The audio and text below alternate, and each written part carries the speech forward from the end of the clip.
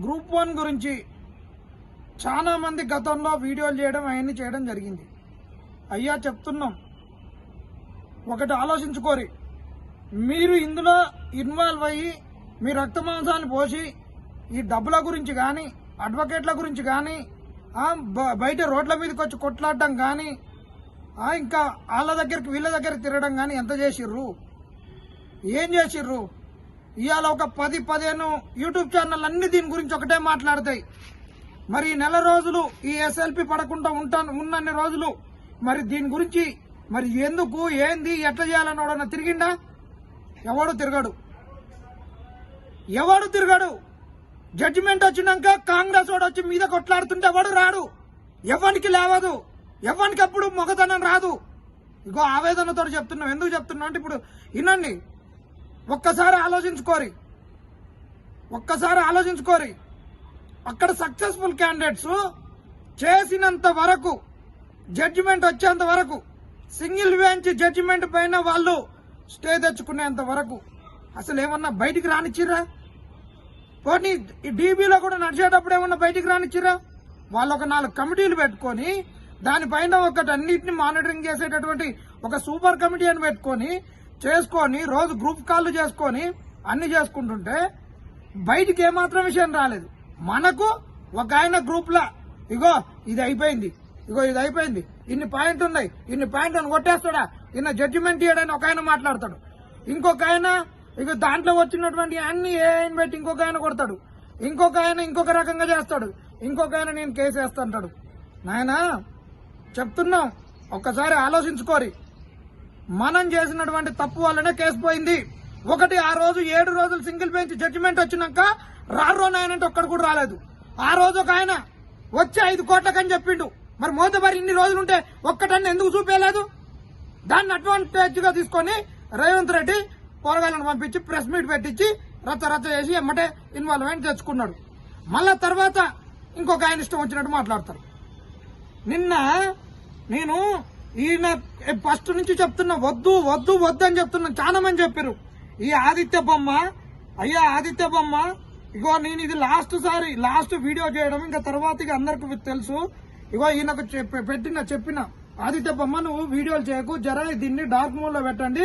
ఇప్పటికే ఎస్ఎల్పి అనేటటువంటిది మనకు అసలు అవుతుందా కాదా అనేది కూడా తెలియదు. ఆ దేవుని కెరక దాదాపు కాదు.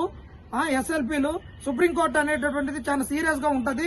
ఇది కంకరెంట్ అవ్వలేదు, డివిజనల్ బెంచ్ జడ్జిమెంట్ వచ్చేసింది. కాబట్టి డీపీదే ఒకళ్ళ ప్రామాణికంగా తీసుకొని చాలా సార్లు యాక్సెప్ట్ చేయరు అని ఉండవని చెప్పినాం. చాలా మందితో చెప్పిర్రు, ఇన్లేదు. వీడియోలు చేసిండు, నైట్ కూడా పెట్టినాక వీడియో ఫోన్ చేసి వద్దు చెయ్యకు, ఇది మంచిది కాదని చెప్తా, నువ్వు చేసినప్పుడు నేను వింటానా, నేనన్నా చెప్పిందని చెప్పిండు. ఊకున్నాం. మళ్ళా చేసి వద్దని చెప్తుంటే అప్పుడు వీడియో కాల్ ఆడియో రికార్డ్ చేసి పెట్టినాం. మరి ఏం చేసినవే నువ్వు ఫస్ట్ నుంచి కొట్లాడినావు. 29 జీవో వచ్చినప్పుడు ఏడవైనారు, ప్రిలిమ్స్ లో రాంగ్ క్వశ్చన్స్ వచ్చినప్పుడు ఏడవైనారు. మేమేమో మా అటెంప్ట్ లో వదిలిపెట్టుకొని మేమేమో బయట తిరిగితే మీరు రాకుండా ఉండి ఈ రోజు ఇట్లా చేసి దీన్ని ఆగం చేస్తారు. చెప్తే ఆయన వినకుంటుంటే చెప్పిన. ఈయన ఇంకొక ఆయన నిన్నగాక మొన్న వచ్చింది. మొన్నటి వరకేమో వాళ్ళు ఫ్యాకల్టీలుగా ఉండి అన్ని తీసుకొని ఆ జడ్జిమెంట్ వాళ్ళకే వస్తుందని చెప్పినటువంటి ఆయనేమో ఇప్పుడు వచ్చి నేను కేసేస్తాను ఆయన అంటాడు. ఈయన ఆదిత్య బొమ్మకు ఒత్తాసుగా ఈయన అశోక ఈయన పెడతాడు. నేను ఆదిత్య బొమ్మకే సపోర్ట్, ఆయన బూతులు ఏం బూతులు తిట్టినా అశోక్? బాగా మర్యాద ఉందా చెప్తున్నా. ఈయన పోలీస్ డిపార్ట్మెంట్ ఇంటెలిజెన్స్ వాళ్ళు దయచేసి ఈయనను తీసుకోరి, ఈయనను మీ కస్టడీలోకి తీసుకోరి.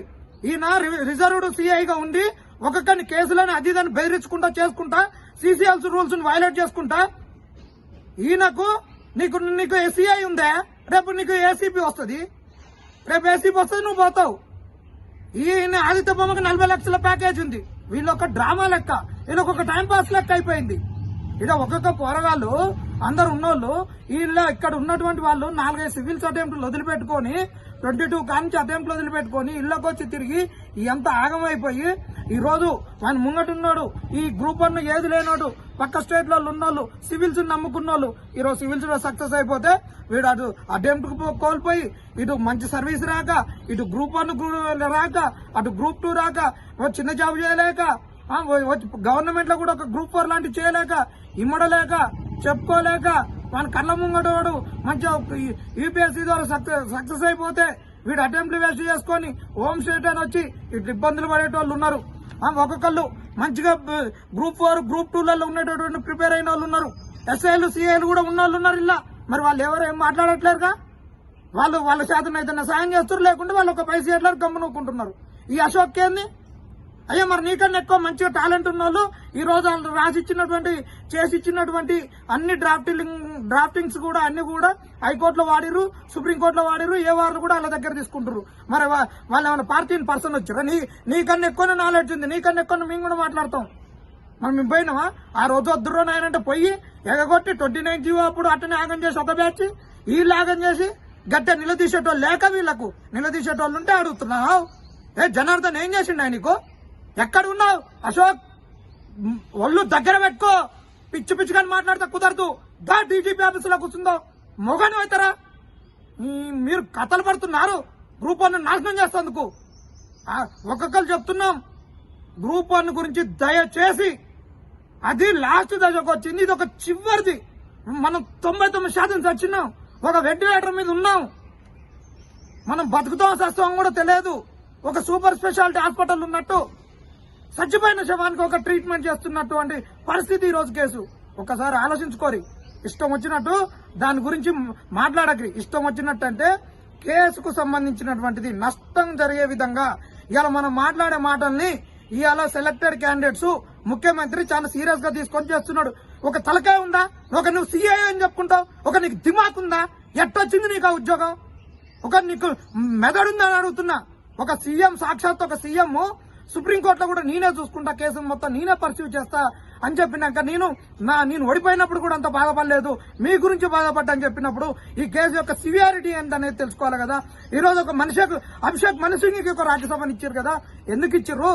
ఇవాళ వాళ్ళకు ఉన్నటువంటి కేసులను ఆర్గ్యూ చేయడానికి, వాళ్ళను కేసుల నుంచి పక్కన గట్టెక్కియడానికి, ఇవాళ ఉన్నటువంటి బీసీ రిజర్వేషన్ అన్నింటినీ గట్టెక్కియడానికి ఇచ్చుకొని వాళ్ళ ఒక అడ్వకేట్లను పెట్టుకొని వాళ్ళకు ఒక ఆస్థాన కవిలక పెట్టుకున్న నిరంజన్ రెడ్డిని వీళ్ళందరినీ పెట్టుకొని ప్రభుత్వం అంత సీరియస్ గా పోతుంటే అక్కడ సెలెక్టెడ్ క్యాండిడేట్స్ 563 మెంబర్స్ ఒక్క అంశం కూడా, ఒక్క పల్లెత్తు మాట కూడా బయటకు రాకుండా వాళ్ళు అంత సీక్రసీ మెయింటైన్ చేసి పోతుంటే సక్సెస్ అవుతుంటే మనోళ్ళు ప్రతి ఒక్కరు పెట్టుడే ఏముందా తెలుసుకోకుండా ఏమైతుంది అని కోపాలు మునుగుతున్నాయా? ఎవడైనా తిరిగినా ఈ 4 రోజులు? ఆయన అంటాడు ఆదిత్యప్పమ్మ నేను 6 లక్షలు వసూలు చేసి ఇచ్చిండే, ఆయన నుంచి వసూలు మేము అడిగితే పోతురా? ఒకటి చేస్తున్నాడు కానీ ఒకటి చేసే దాంట్లో తలబెట్టొద్దని ఊకున్నాం. అయ్యాలా బాలకృష్ణ కాడ కేసు వేసినప్పుడు వద్దురు అని చెప్పి తినకుంటుంటే మళ్ళా మన విద్యాసాగర్ రెడ్డి సార్కి అప్పటికి యాదగిరి రెడ్డిని తీసుకొని పోయి విద్యాసాగర్ రెడ్డి గారు సార్ కాడ డెడ్లైన్ చూసినావుగా. సంబంధం లేని వాళ్ళు, ఆ కేసు మీద సంబంధం లేని వాళ్ళు కూడా మన మీద దయ తలిచి రవిచంద్ర సార్ వాళ్ళంటి వాళ్ళు అక్కడ పక్క నుండి కూడా మాట్లాడారు. ఇవన్నీ పడే కష్టాలు మీకు తెలియదు. ఓడన్నా లాఠీ దెబ్బ తిన్నాడా? ఓడన్నా కేసు పెట్టుకున్నాడా? ఓడన్నా జైలుకు పోయిందా? మీరు ఓరు చేయరు. ఈ ఆదిత్య బొమ్మ లాంటి వాళ్ళు, ఈ అశోక్ లాంటి ఆయన, ఇంకొక ఆయన అడ్వకేట్లకు ఉండేటోళ్ళు, వీళ్ళందరికీ డబ్బులు ఉన్నాయి, వీళ్ళకు దేనికి సంబంధం లేదు. వీళ్లకు అన్ని కావాల్సిన కంఫర్ట్స్ అన్ని ఉన్నాయి. వీళ్ళు ఒకరికి నేను చెప్తున్నా ఈ గ్రూప్ 1 మీద, దీని మీద ఒక రాజకీయ నాయకుడు కావాలనుకుంటాడు, దీని మీద ఒకడు యూట్యూబ్ సక్సెస్ కావాలనుకుంటాడు, దీని మీద ఇంకొకడు మంచి టైం పాస్ చేయాలనుకుంటాడు, దీని మీద ఒకడు అడ్వకేట్ కావాలనుకుంటాడు. ఏంది ఒక మనకు మెడికల్ కాలేజీలో ఒక చచ్చిపోయిన శవాన్ని తీసుకొస్తే దాన్ని డిసెక్షన్ చేసి ఒక్కొక్కడు ఒక్కొక్క రకాలుగా స్కిల్ను సంపాదించినట్టు చేయాలని చూస్తున్నారు. ఇలా జీవితాలు ముడిపడి ఉన్నాయి. అరే నాయన నేను యూట్యూబ్ ఛానల్ పెట్టుకోవాలంటే ఎప్పుడో పెట్టుకున్నాను, అందరు పెట్టుకోమన్నారు. ఎందుకు పెట్టలే? ఎందుకంటే ఈయన యూట్యూబ్ ఛానల్ గురించి, ఈయన యూట్యూబ్ వ్యూస్ గురించి చేస్తుండ అనేటటువంటిది అంటారు కాబట్టి నేను పెట్టలేదు తెలుసా. నేను శవాల మీద పేలాలు ఎరుకు తినటం కాదు, గుర్తుపెట్టుకోరి. దమ్ముంటారా అశోక్? ఏమనుకుంటున్నావు? కథలు పడుతున్నాను. దయచేసి చెప్తున్నా పోలీస్ డిపార్ట్మెంట్ అన్నల్లారా, ఇలాంటి వాళ్ళను మీరు డిపార్ట్మెంట్ లో ఉన్న జర ఏర్రి. ఈయన కేసులు పెడతాడంట, ఎస్ఐన సిఐనని బెదిరిస్తాడు. ఆదిత్య బొమ్మ జాగ్రత్త. ఒక్కొక్కరికి చెప్తున్నాం, ఇంకొకసారి ఎవరికి చెప్పేది ఉండదు. ఇది ప్రభుత్వానికి నిరుద్యోగుల మధ్య పోరాటం కాదు.